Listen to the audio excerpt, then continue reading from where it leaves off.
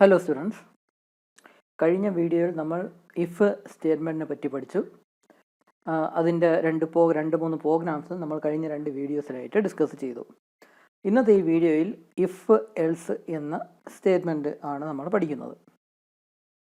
ഈ if else എന്ന statement എന്ന് പറയുന്ന ഇഫ് സ്റ്റേറ്റ്മെൻറ്റ് ഒരു കുറച്ചും കൂടെ മോഡിഫൈ ചെയ്ത കുറച്ചും കൂടെ ഒരു അഡ്വാൻറ്റേജസ് ആയിട്ടുള്ള ഒരു സ്റ്റേറ്റ്മെൻറ്റാണ് ഇഫ് എൽസ് എന്നുള്ളത്. ഈ ഇഫ് എൽസ് സ്റ്റേറ്റ്മെൻറ്റിൻ്റെ സിൻറ്റാക്സ് ആണ് ഇവിടെ കൊടുത്തിട്ടുള്ളത്. അതായത് എങ്ങനെയാണ് അത് എഴുതേണ്ടത്, അതിൻ്റെ സിൻറ്റാക്സ് ആണ് ഇവിടെ മെൻഷൻ ചെയ്തിട്ടുള്ളത്. ഇവിടെ ഇഫ് എന്ന് എഴുതി ബ്രാക്കറ്റിൻ്റെ അകത്ത് ഒരു കണ്ടീഷൻ അല്ലെങ്കിൽ എക്സ്പ്രഷൻ എഴുതുക. നമ്മൾ പഠിച്ചു ഈ കണ്ടീഷൻ എന്ന് പറയുന്നത് ഇതിൻ്റെ ഔട്ട്പുട്ട്, ഈ എക്സ്പ്രഷൻ അല്ലെങ്കിൽ ഇക്വേഷൻ്റെ ഔട്ട്പുട്ട് എന്ന് പറയുന്നത് ട്രൂ അല്ലെങ്കിൽ ഫാൾസ്. അങ്ങനെ ട്രൂ അല്ലെങ്കിൽ ഫാൾസ് വരുന്ന ഔട്ട്പുട്ടായിട്ട് വരുന്ന ഇക്വേഷൻസാണ് നമ്മൾ ഈ ബ്രാക്കറ്റിൽ എഴുതുന്നത്. എന്നിട്ട് അതിൻ്റെ ബേസ് ചെയ്ത് ഇപ്പം ഇഫ് ഈ കണ്ടീഷൻ്റെ ഔട്ട്പുട്ട് ട്രൂ ആണ് എങ്കിൽ ഇഫ് സ്റ്റേറ്റ്മെൻറ്റ് കൂടെയുള്ള സ്റ്റേറ്റ്മെൻറ്റ് എക്സിക്യൂട്ട് ചെയ്യുന്നു. അങ്ങനെയാണ് നമ്മുടെ സാധാരണ ഇഫ് സ്റ്റേറ്റ്മെൻറ്റ് എന്നുള്ളത്. ഈ ഇഫ് എൽസ് എന്ന സംഭവമാണെങ്കിൽ ഇവിടെ കണ്ടീഷൻ്റെ ഔട്ട്പുട്ട് ഫാൾസ് ആണ് എങ്കിൽ എക്സിക്യൂട്ട് ചെയ്യാനുള്ളതും കൂടെ നമുക്ക് സെപ്പറേറ്റ് ആയിട്ട് മെൻഷൻ ചെയ്യാനായിട്ട് സാധിക്കും. ഇവിടെ ഈ കണ്ടീഷൻ ഔട്ട്പുട്ട് ട്രൂ ആണ് എങ്കിൽ അതിൻ്റെ കൂടെയുള്ള സ്റ്റേറ്റ്മെൻറ്റ് എക്സിക്യൂട്ട് ചെയ്യുക. അതേസമയം ഈ കണ്ടീഷൻ ഔട്ട്പുട്ട് ഫാൾസ് ആണ് എങ്കിൽ ഈ സ്റ്റേറ്റ്മെൻറ്റ്സ് സ്കിപ്പ് ചെയ്തിട്ട് എൽസിൻ്റെ കൂടെയുള്ള സ്റ്റേറ്റ്മെൻ്റ് ആയിരിക്കും അത് എക്സിക്യൂട്ട് ചെയ്യുന്നത്. അതായത് ഇഫ് എൽസ് എന്ന് പറയുന്നത് നമ്മുടെ ഇഫ് കണ്ടീഷൻ്റെ, ഈ ഇഫ് എന്ന് പറഞ്ഞ് എക്സ്പ്രഷൻ്റെ, ഈ ബ്രാക്കറ്റിൻ്റെ അകത്ത് കൊടുത്തിരിക്കുന്ന എക്സ്പ്രഷൻ്റെ ഔട്ട്പുട്ട് ട്രൂ ആണെങ്കിൽ എക്സിക്യൂട്ട് ചെയ്യാനുള്ള സ്റ്റേറ്റ്മെൻറ്റ്സ് നമുക്ക് കൊടുക്കാം. അതുപോലെ തന്നെ അതിൻ്റെ ഔട്ട്പുട്ട് ഫാൾസ് ആണെങ്കിൽ എക്സിക്യൂട്ട് ചെയ്യാനുള്ള സ്റ്റേറ്റ്മെൻറ്റ്സ് നമുക്ക് സെപ്പറേറ്റ് ആയിട്ട് കൊടുക്കാം. അതാണ് ഈ ഇഫ് എൽസിൻ്റെ അഡ്വാൻറ്റേജ്. ഈ കണ്ടീഷൻ ഔട്ട്പുട്ട് ട്രൂ ആണ് എങ്കിൽ ഈ സ്റ്റേറ്റ്മെൻറ്റ്സ് ആയിരിക്കും എക്സിക്യൂട്ട് ചെയ്യുന്നത്. ഇഫിൻ്റെ കൂടെയുള്ള സ്റ്റേറ്റ്മെൻറ്റ് എക്സിക്യൂട്ട് ചെയ്യും, എന്നിട്ട് എൽസിൻ്റെ കൂടെയുള്ള സ്റ്റേറ്റ്മെൻറ്റ്സ് അത് സ്കിപ്പ് ചെയ്യും. അതേസമയം ഈ കണ്ടീഷൻ ഔട്ട്പുട്ട് ഫാൾസ് ആണ് എങ്കിൽ അതിൻ്റെ കൂടെയുള്ള സ്റ്റേറ്റ്മെൻറ്റ് സ്കിപ്പ് ചെയ്തിട്ട് എൽസിൻ്റെ കൂടെയുള്ള സ്റ്റേറ്റ്മെൻറ്റ്സ് ആയിരിക്കും അത് എക്സിക്യൂട്ട് ചെയ്യുന്നത്. അത് കഴിഞ്ഞിട്ട് ബാക്കിയുള്ള സ്റ്റേറ്റ്മെൻറ്റ് എക്സിക്യൂട്ട് ചെയ്യും. ഇവിടെ എൽസിൻ്റെ കൂടെ നമുക്ക് ഒരു സ്റ്റേറ്റ്മെൻറ്റേ ഉള്ളൂ എങ്കിൽ ഈ കേർലി ബ്രാക്കറ്റിൻ്റെ ആവശ്യമില്ല. ഒന്നിൽ കൂടുതൽ സ്റ്റേറ്റ്മെൻറ്റ്സ് മെൻഷൻ ചെയ്യുന്നുവെങ്കിലാണ് ഈ കേർലി ബ്രാക്കറ്റും കൂടെ കൊടുക്കേണ്ടത്. അപ്പോൾ അതാണ് ഇഫ് എൽസ് എന്ന് പറയുന്ന സ്റ്റേറ്റ്മെൻറ്റിൻ്റെ വർക്കിംഗ് എന്ന് പറയുന്നത്. അതായത് ഈ എക്സ്പ്രഷൻ്റെ, ഈ കണ്ടീഷൻ്റെ ഔട്ട്പുട്ട് ട്രൂ ആണെങ്കിൽ ഒരു സെറ്റ് ഓഫ് സ്റ്റേറ്റ്മെൻറ്റ് എക്സിക്യൂട്ട് ചെയ്യാം. കണ്ടീഷൻ ഔട്ട്പുട്ട് ഫാൾസ് ആണെങ്കിൽ വേറൊരു സെറ്റ് ഓഫ് സ്റ്റേറ്റ്മെൻറ്റ്സ് എക്സിക്യൂട്ട് ചെയ്യാം. അതാണ് ഇഫ് എൽസ് എന്ന് പറയുന്ന സ്റ്റേറ്റ്മെൻറ്റിൻ്റെ അഡ്വാൻറ്റേജ്. ഇതിൻ്റെ ഒന്ന് രണ്ട് പ്രോഗ്രാംസ് നമുക്ക് ഈ വീഡിയോയിൽ തന്നെ ഡിസ്കസ് ചെയ്യാം. ഈ ഒരു പ്രോഗ്രാം നമ്മൾ കഴിഞ്ഞ വീഡിയോ ഡിസ്കസ് ചെയ്തതാണ്. അതായത് ജസ്റ്റ് സാമ്പിളായിട്ട് രണ്ട് നമ്പർ എൻ്റർ ചെയ്ത് കൊടുക്കുന്നു. അപ്പോൾ രണ്ട് നമ്പറും സെയിം ആണ് എങ്കിൽ ബോത്ത് നമ്പേഴ്സ് ആ സെയിം അത് എന്ന ഒരു ഔട്ട്പുട്ട് കിട്ടും. അത് കഴിഞ്ഞ് പ്രോഗ്രാം ഓവർ എന്ന് എഴുതി കാണിക്കും. അതേസമയം ഡിഫറെൻറ്റ് നമ്പേഴ്സ് ആണെങ്കിൽ ബോത്ത് നമ്പേഴ്സ് ആ സെയിം എന്ന ആ ലൈൻ സ്കിപ്പ് ചെയ്യും. എന്നിട്ട് പ്രോഗ്രാം ഓവർ എന്നായിരിക്കും എഴുതി കാണിക്കുന്നത്. അതിൻ്റെ പ്രോഗ്രാമാണ് ഇതാ ഇവിടെ കൊടുത്തിട്ടുള്ളത്. നമ്മൾ നേരത്തെ കഴിഞ്ഞ വീഡിയോയിൽ ഡിസ്കസ് ചെയ്തത് തന്നെയാണ്.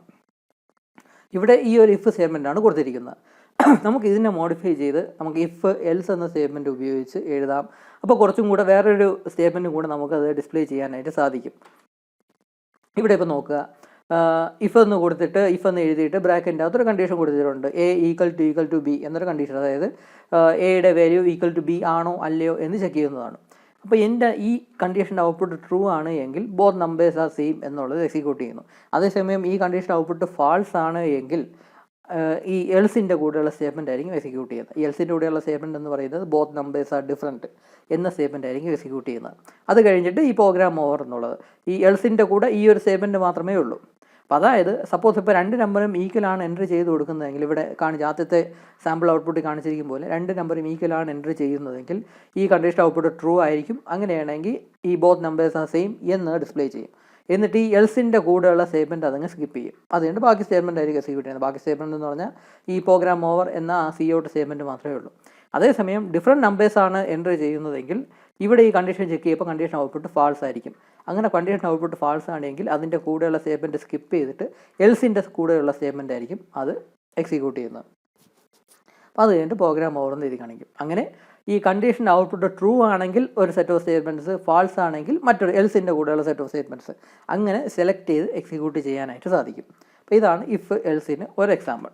അടുത്തൊരു എക്സാമ്പിൾ കൂടെ നോക്കാം. ഇത് നമ്മൾ കഴിഞ്ഞ വീഡിയോ ഡിസ്കസ് ചെയ്തതാണ്. രണ്ട് നമ്പർ എൻ്റർ ചെയ്ത് കൊടുത്താൽ അതിൻ്റെ ബിഗർ നമ്പർ ഏതാണെന്നുള്ള ഔട്ട്പുട്ട് കിട്ടണം. ഇത് നമ്മൾ കണ്ടീഷൻ ഓപ്പറേറ്റർ ഉപയോഗിച്ച് ചെയ്തു. അത് കഴിഞ്ഞിട്ട് ഇഫ് എന്ന സ്റ്റേറ്റ്മെൻറ്റ് ഉപയോഗിച്ച് എഴുതി. അപ്പോൾ ഈ പ്രോഗ്രാം നമ്മൾ ഡിസ്കസ് ചെയ്തതാണ്. ഇവിടെ രണ്ട് തവണ അത് ചെക്ക് ചെയ്യുന്നുണ്ട്. ആദ്യം എ ഗ്രേറ്റർ ദാൻ ബി ആണോ അല്ലയോ എന്ന് ചെക്ക് ചെയ്യും. ഈ കണ്ടീഷൻ ഔട്ട്പുട്ട് ട്രൂ ആണ് എങ്കിൽ ബിഗർ നമ്പർ ഈസ് എ എന്നുള്ള ഡിസ്പ്ലേ ചെയ്യും.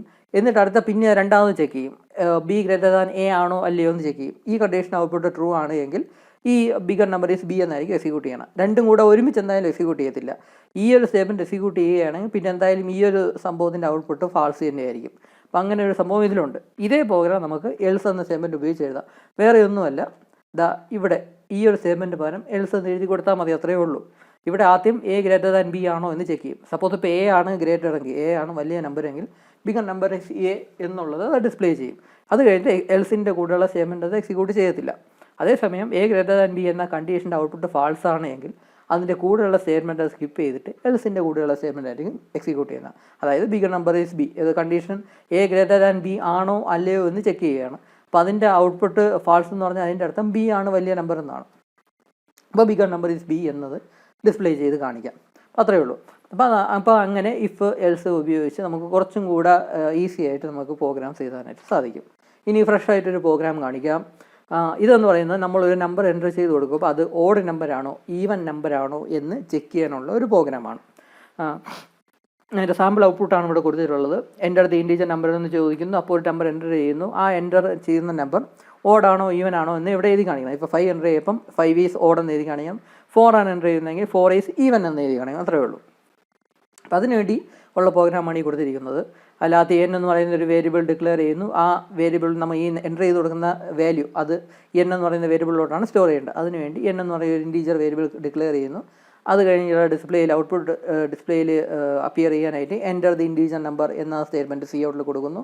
ആ സമയത്ത് കീബോർഡ് വഴി എൻ്റർ ചെയ്ത് കൊടുക്കുന്ന വാല്യൂവിനെ എൻ എന്ന് പറയുന്ന വേരിയബിളിലോട്ട് സ്റ്റോർ ചെയ്യുന്നു. അതിനുവേണ്ടി സി ഇൻ എന്ന സ്റ്റേറ്റ്മെൻറ്റ് ഉപയോഗിക്കുന്നു. അതെല്ലാം നിങ്ങൾക്കറിയാം. ഇനിയാണ് നമ്മുടെ മെയിനായിട്ടുള്ള പോർഷൻ വരുന്നത്.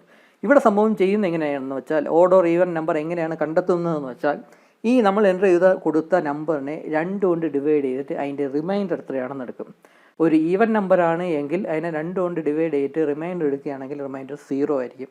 അതേസമയം ഒരു ഓഡ് നമ്പർ ആണെങ്കിൽ 2 കൊണ്ട് ഡിവൈഡ് ചെയ്തിട്ട് അതിന് റിമൈൻഡർ എടുക്കാൻ നോക്കുമ്പോൾ റിമൈൻഡർ 1 എന്ന് വരും. അപ്പോൾ ആ ഒരു ലോജിക്ക് വെച്ചിട്ടാണ് ഇവർ ചെക്ക് ചെയ്യുന്ന ഈ ഒരു പ്രോഗ്രാം നമ്മൾ എഴുതിയിരിക്കുന്നത്. ഇവിടെ ചെയ്യുന്നത് എന്താണെന്ന് വെച്ചാൽ ആ നമ്മൾ എൻ്റർ ചെയ്ത് കൊടുത്ത നമ്പറിനെ 2 കൊണ്ട് ഡിവൈഡ് ചെയ്തിട്ട് അതിൻ്റെ റിമൈൻഡർ എടുക്കാനുള്ള ഒരു ഓപ്പറേഷനാണ് ഈ കൊടുത്തിരിക്കുന്നത്, n%2 എന്നുള്ളത്. അവിടെ 2 കൊണ്ട് ഡിവൈഡ് ചെയ്തിട്ട് അതിൻ്റെ റിമൈൻഡർ എത്രയാണെന്ന് എടുക്കുന്നത്. ആ റിമൈൻഡർ ഈക്വൽ ടു 0 ആണോ അല്ലയോ എന്ന് ചെക്ക് ചെയ്യുന്ന കണ്ടീഷനാണ് ഇവിടെ കൊടുത്തിരിക്കുന്നത്. അതാണ് ഈക്വൽ ടു 0 എന്ന് കൊടുത്തത്. ഈ n%2 അതായത് എന്നിനെ 2 കൊണ്ട് ഡിവൈഡ് ചെയ്തിട്ട് അതിൻ്റെ റിമൈൻഡർ ഈക്വൽ ടു 0 ആണോ അല്ലയോ എന്നാണ് ഇവിടെ ചെക്ക് ചെയ്യുന്നത്. ഈ കണ്ടീഷൻ ഔട്ട്പുട്ട് ട്രൂ ആണ് എങ്കിൽ, അതായത് അതിൻ്റെ റിമൈൻഡർ 0 ആണ് എങ്കിൽ അതിൻ്റെ കൂടെയുള്ള n ഈസ് ഈവൻ എന്ന ആ ഒരു സ്റ്റേറ്റ്മെൻ്റ് ആയിരിക്കും എക്സിക്യൂട്ട് ചെയ്യുന്നത്. അതേസമയം ഈ കണ്ടീഷൻ ഔട്ട്പുട്ട് ഫാൾസ് ആണ് എങ്കിൽ, അതായത് റിമൈൻഡർ നോട്ട് ഈക്വൽ ടു 0 ആണ്, അത് എന്തോ ഒരു റിമൈൻഡർ ഉണ്ട്, അത് 1 ആയിരിക്കും.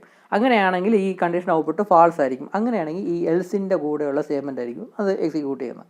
അതാണ് എൻ ഈസ് ഓഡ്. അത് എന്നിൻ്റെ സ്ഥാനത്ത് നമ്മൾ എൻ്റർ ചെയ്തോടെ എൻ എന്ന് പറയുന്ന വേരിയബിൾ സ്റ്റോർ ചെയ്യുന്ന വാല്യൂ ആയിരിക്കും അവിടെ അപ്പിയർ ചെയ്യുന്നത്. എൻ ഈസ് ഓഡ് എന്നായിരിക്കും അതോടെ ഡിസ്പ്ലേ ചെയ്ത് വരുന്നത്. അപ്പോൾ അതാണ് ഇഫ് എൽസ് എന്ന് പറയുന്ന സ്റ്റേറ്റ്മെൻറ്റ്. അപ്പം ഇങ്ങനെ വളരെ സിമ്പിളായിട്ട് നമുക്ക് ഓരോ സ്റ്റേറ്റ്മെൻറ്റും സെലക്ട് ചെയ്ത് എക്സിക്യൂട്ട് ചെയ്യാനായിട്ട് സാധിക്കും.